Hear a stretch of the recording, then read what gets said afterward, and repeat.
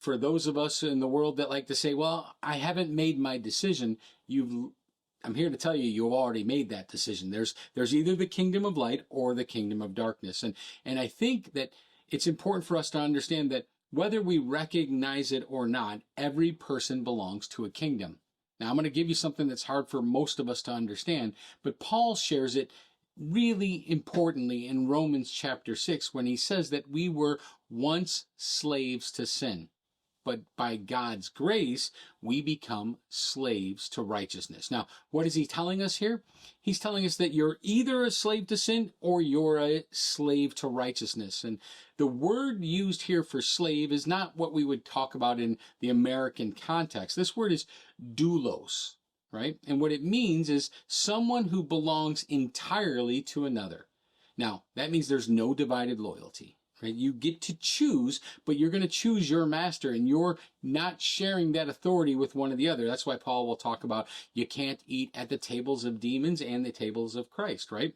A doulos gives their entire life to their master. That's uncomfortable for us to hear, right?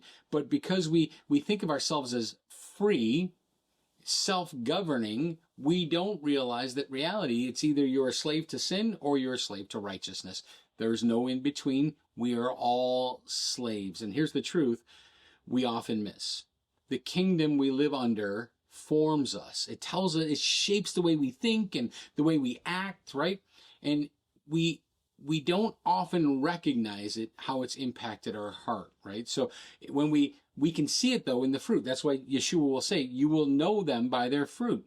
We'll see it often in things like exhaustion or division, anger, hatred, or fear. Now these aren't random emotions. These are evidence under which kingdom you reside.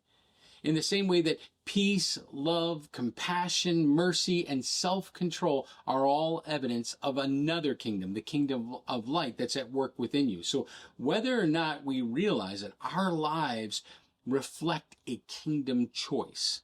And that's what I'm telling you. This whole thing is the idea that people they're waiting for you and I, if you're a follower of Christ, to reveal a testimony in our flesh so that they can have hope.